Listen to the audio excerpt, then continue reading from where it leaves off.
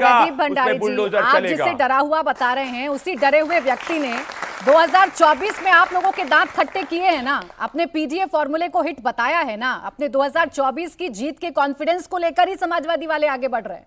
देखिए, राजनीति में ब्लैक स्वॉन इवेंट कभी कभी हो जाता है, हम उससे गलती से सीखे। उस बाइपोल के बाद में इनकी मुस्लिम मेजॉरिटी सीट्स तक में हमने हराया, तो इनके घमंड जो एक बार इनके सर पे चढ़ा था, उसको जनता ने बाइपोल में चूर चूर किया। तो सिस्टम का दुरुपयोग किया ना आपने। तो फिर सिस्टम का दुरुपयोग अगर किया तो हम तो लोकसभा में भी कर सकते थे, ऐसे ही तो हम केरला में भी कर सकते थे। केरला में आपने राहुल गांधी की ट्वीट नहीं देखी?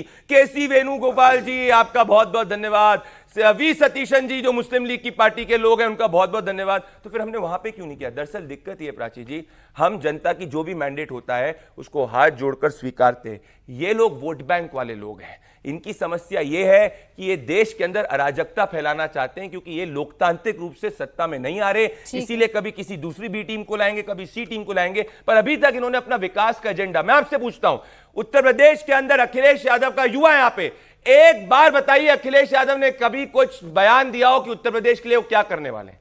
किसी ने सुना है कुछ कि अखिलेश यादव जीडीपी को डबल करेंगे, पर कैपिटा इनकम को डबल करेंगे? बाद 90 दिनों का पूरा एजेंडा बता रहे हैं अखिलेश यादव। आपके युवा से किसी को पता है? अखिलेश सिर्फ जाने जाते हैं इस काम के लिए। 90 दिन में क्या करेंगे अखिलेश यादव वो बता रहे हैं। ये इनका एजेंडा, मजारों में जाएंगे, मस्जिदों में जाएंगे, पर अयोध्या में प्रभु श्री राम के मंदिर के दर्शन करने मंदिर बना रहे हैं भाई, इटावा में मंदिर बना रहे हैं, केदारेश्वर मंदिर बना रहे हैं। अब तो ये इल्जाम लगाना छोड़ दीजिए। चुनावी हिंदू है भाई, चुनाव अभी पास में आए ना, तो थोड़ा थोड़ा मंदिर देखेंगे। मनोज काका जी, तब भी कम से कम चुनाव आ रहा है, अयोध्या के मंदिर के दर्शन तो अच्छा, मैं पूछ लेती हूँ मनोज काका जी, क्या डरे हुए हैं आप लोग? किस बात का डर लग रहा है उत्तर प्रदेश में? साक्षी जी, बहुत प्राची जी, मुझे बहुत अच्छा लगा। साथी ने बड़ा ओजपूर्ण बात कही और बड़ा ओज दिखा उनके बाणी में। बस उनसे मैं इतना कहना चाहूँगा कि सड़क पर लिखे हुए सैकड़ों नारे ना देख, जमीन तू देख, आसमान के तारे ना देख।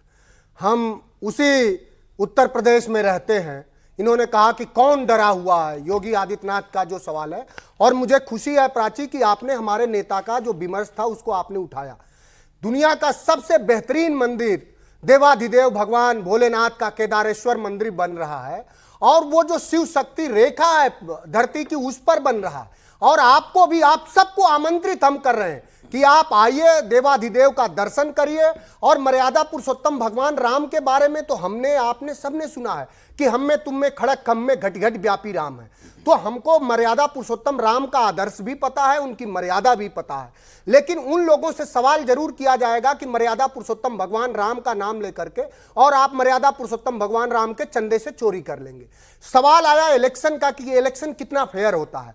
हमने नहीं, समाजवादी पार्टी ने नहीं, साथी को थोड़ा अध्ययन करना चाहिए। बहुत उत्सुकता में क्या है ना कि वो जो बात है कि क्या बोले, वो कहावत मैं नहीं कह सकता, लेकिन अभी देश के सर्वोच्च न्यायालय के 2 जजों का, दीपांकर दत्ता और सतीश चंद्र शर्मा का बयान आया है कि जब देश में चुनाव आयुक्तों का ही चयन निष्पक्ष नहीं होगा तो देश के चुनाव आयुक्तों, देश के निर्वाचन आयोग से निष्पक्ष चुनाव की उम्मीद कैसे करी जा सकती है। यह देश के सर्वोच्च न्यायालय का वर्डिक्ट है और अभी 3-4 दिन पहले का आया है, उसका अध्ययन करना चाहिए। उत्तर प्रदेश में योगी आदित्यनाथ ने क्या क्या बनाया ये सुनिए। जिस बनारस से इस देश के प्रधानमंत्री, इस देश के यशस्वी प्रधानमंत्री सांसद हैं, वहीं का एक अपराधी एमएलसी है। उसका अपराध नहीं दिखता योगी आदित्यनाथ जी को। आज की घटना बता रहे हैं, मथुरा में योगेश्वर भगवान कृष्ण की धरती पर दलितों की, 2 सगी बहनों की दलितों की बारात को वहां के अपराधियों और गुंडों ने मार करके उसे घोड़ी नहीं चढ़ने दिया, बारात नहीं आने दिया। योगी आदित्यनाथ का लॉ एंड ऑर्डर कहां?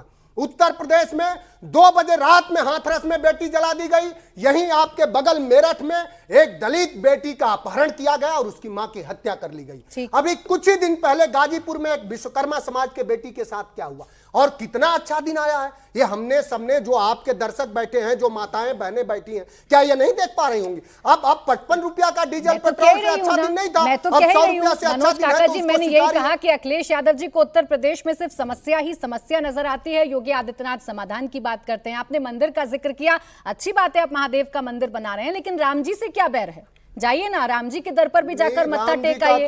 राम थोड़ी ना प्रदीप भंडारी जी के हैं, आपके भी हैं। प्राची जी ये धार्मिक मंच नहीं है, लेकिन आपको मैं कह दूं मुझे अभी अभी आज मैंने भी केदारेश्वर जितना मंदिर का मुझे जिक्र किया रामचरित तो आपने मुझे धन्यवाद नहीं, दिया। नहीं, राम जी का जिक्र किया तो ये धार्मिक मंच नहीं है। नहीं, सुनिए तो मैं आपकी बात का जवाब दे रहा हूं। अच्छा। मुझे अभी अगर पढ़ना होगा तो मैं घड़ी में देखेंगे और 2 मिनट के अंदर मैं हनुमान चालीसा, हनुमान अष्टक सब पढ़ सकता हूं। नहीं पढ़ पाएंगे, कहिए तो शुरू कर दूं।